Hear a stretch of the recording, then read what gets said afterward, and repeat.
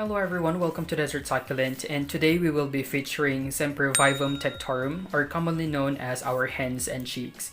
They are also commonly known as the Houseleeks, and they can grow well both indoors and outdoors, even in cool or hot na mga climate.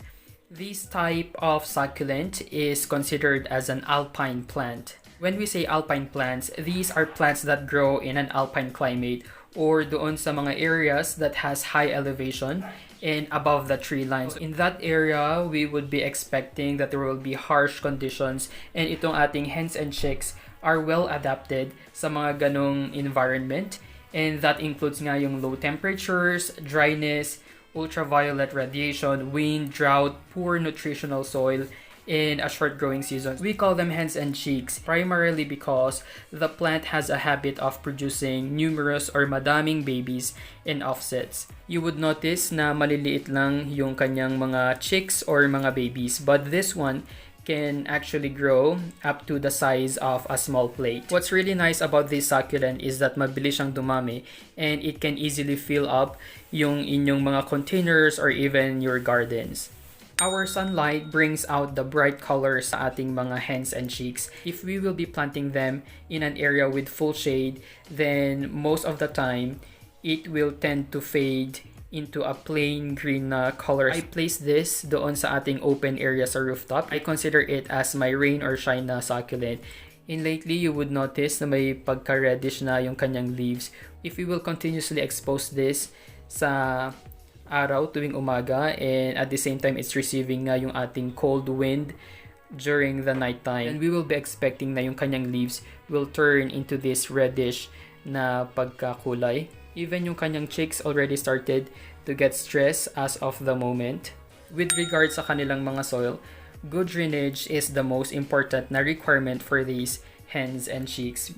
In addition, itong ating hens and chicks can actually survive in soil where other plants cannot grow. They do great with very little soil, and right now nakalagay siya sa ating nursery pot, but we will be transferring it mamaya, especially since yung kanyang soil is too much. Ayan siya, sobrang dami ng kanyang soil as compared sa number ng ating hens and chicks, and therefore we need to remove some of its soil. I already prepared a soil mix for these hens and chicks. Basically, this one is just a combination of vermicast and compost and a little bit of yung ating sand. I didn't even add pumice stones, but you can always add pumice stones. Some of you are asking kung anong nilalagay ko sa ating soil mix for them to look healthy and chubby. So both for my succulents and other indoor plants na nandoon, I do add yung ating osmocote fertilizer. Every time I will be transferring a plant sa kanilang new na soil mix, I actually do add some fertilizers. And this one is yung ating osmocote. Ayan. So all you need to do is ikalat nyo lang siyang ganyan. So we are trying to mix it para ma-distribute ng mabuti yung ating osmocote until the very bottom layer nitong ating pot. With regards sa kanilang watering needs, we have to immediately water itong ating mga hens and chicks immediately after transplanting. So later, we will be transplanting it here. Then after, we need to let the soil dry out before watering. These plants are considered as drought-resistant na mga succulents since they store water in their leaves.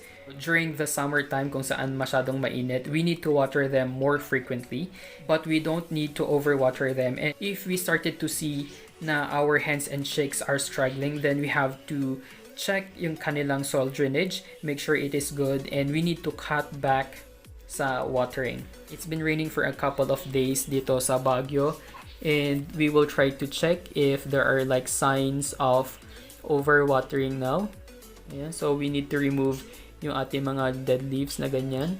Propagation for our hens and chicks is very simple since it really produces too many offsets. The best way for us to propagate this is simply separating itong ating mga chicks dito sa ating mother plant. So right now, we will try to transfer it dito sa kanyang new pot.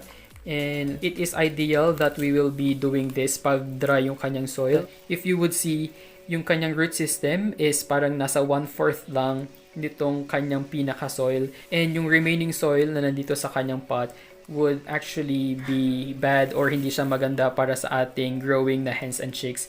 And if it will continuously sit on this wet soil for longer periods of time, then hindi niya kakayanin and eventually it will die due to overwatering. Your first option is that you can just simply transfer it dito. Ipapatong lang natin siyang ganyan. Or the second option is that you can try to separate yung kanyang offsets, and it's very simple. All you need to do is do this one. Ayan, so ganun lang siya kabilis na i-separate. We already have one. Let's do this one. Okay, this is the second. Lastly, this is the third one. So before we transfer it doon, we can start removing itong mga ibang leaves na dry.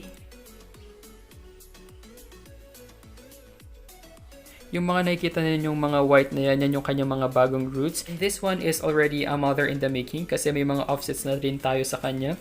We already have 1, 2, 3, and 4 new chicks na growing sa kanya. The next thing that we will do is that we will be transferring it dito sa kanilang new soil.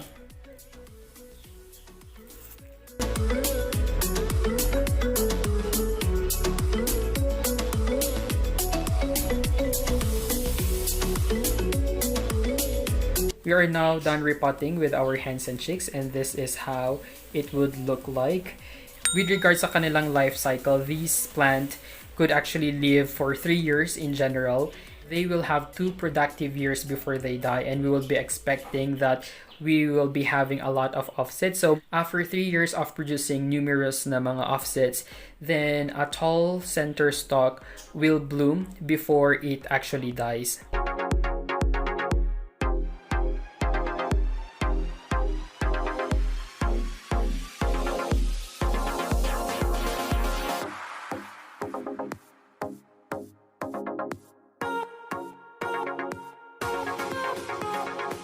And as of now, we have a lot of offsets. So itong ating mother plant, ang dami niyang bagong offsets sa pinakadoob. Even here sa baba, we have new offsets. Common pests for them would be yung ating mga mealybugs and yung ating powdery mildew, and I will be showing it to you. This one is another kind, and we commonly call this as our cutics.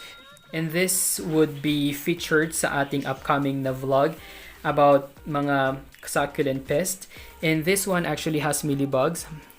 Ayan siya. So this is how a mealybug looks like. Ayan siya. So very healthy. If you are just staring at them, akala nyo mabagal sila, pero they are really fast crawlers.